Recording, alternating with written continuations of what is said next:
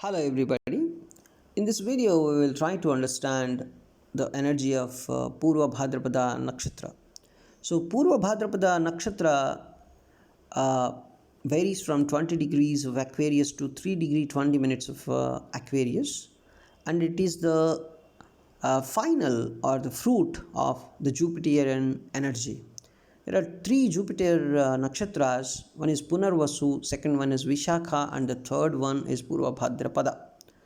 So Purva Bhadrapada, the first three padas are in Aquarius, whereas the fourth pada is in Pisces. Actually, Pisces energy, the sign of Pisces, is actually started by Purva Bhadrapada energy.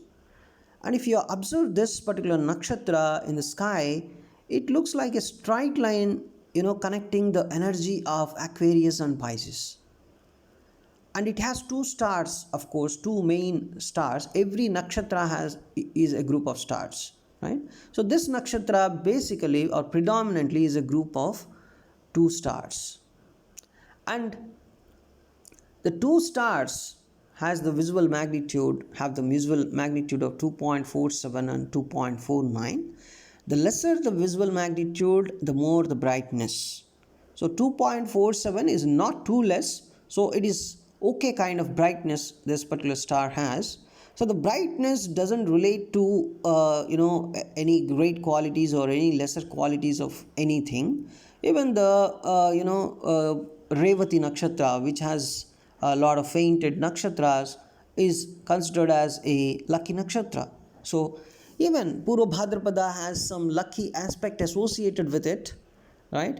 So what is Purva Bhadrapada? Basically, the meaning is the farmer lucky feet, or it is basically seen as the two front legs of a funeral cot or the sleeping bed, right? But because you can understand 12th house, the Pisces is basically the 12th house. 12th house represents the exit, right? The final sign.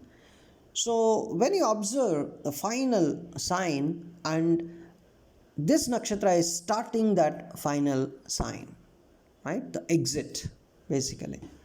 And also 12th house is related to sleep of a person, right? It has a lot of sleep energy because basically it is the 12th house starting point. So when a person does all the worldly activities and in the evening the person chats with his friends and mingle with his friends, which is friends related energy, which is the 11th house, and at night a person sleeps. So at night a person sleeps at night. So after completing all worldly activities, a person exits from this world, from this material world. So as it is related to the final area of a zodiac, and even more, it is starting the final energy of the whole zodiac, because it is starting the Pisces, which is the 12th house, the natural 12th house. So you can clearly understand it has a lot of energy related to the final things, right?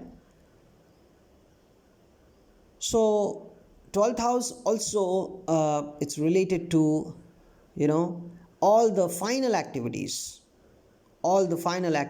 retiring to bed at night, right? And another symbolism of this particular nakshatra is a man with two faces. One face has some benign look, whereas the other face is something like it's a mad, violent, and destructive face. What does this mean basically? So outside they may have some kind of socially acceptable and cheerful front outside, but they are basically holding the darker side inside all the times. So they have the darker side inside, but outside they are very cheerful. So this is the energy. And if you observe, a sword is also considered as another symbol for this particular nakshatra. It basically relates to cutting off. That means it is clearly showing the destructive and dissoluting side of this particular nakshatra, with all kinds of pains, injuries, accidents, deaths, and endings, because it is the final nakshatra. After all the pain in the life, finally you have some ending, right? And it doesn't mean, pain doesn't mean ending. Pain actually teaches you a lot of things. Pain is transformation. I'm not talking about that. I am talking about the final things. After all the things in your life, you see the ending. And the symbolism of this one, another symbolism is a single ray of sun. A single ray of sun. So how you observe in the evening, a single ray of sun is very, very, it's gloomy, right? It's very gloomy. It's only one single ray of light, single ray of sun. So at the end of a tunnel, uh, the light at the end of a tunnel is very, very faint. If you observe, means you don't see much light, but you observe, yes, there is some light, but you know uh, it's not enough, for the light is ending, kind of at the end of uh, light, how you see the gloominess. So such an energy is associated with Purva Bhadrapada nakshatra.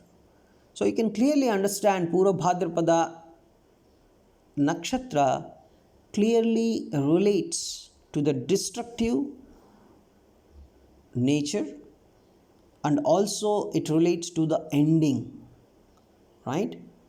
And and outside it appears very cheerful as well. Outside it's very cheerful, but inside it has its darkerness, its darker side, its destructive nature hidden. And it is basically, it represents the front legs of a funeral bed. So how much of ending energy it has, because it is giving the birth of the ending energy, you can say.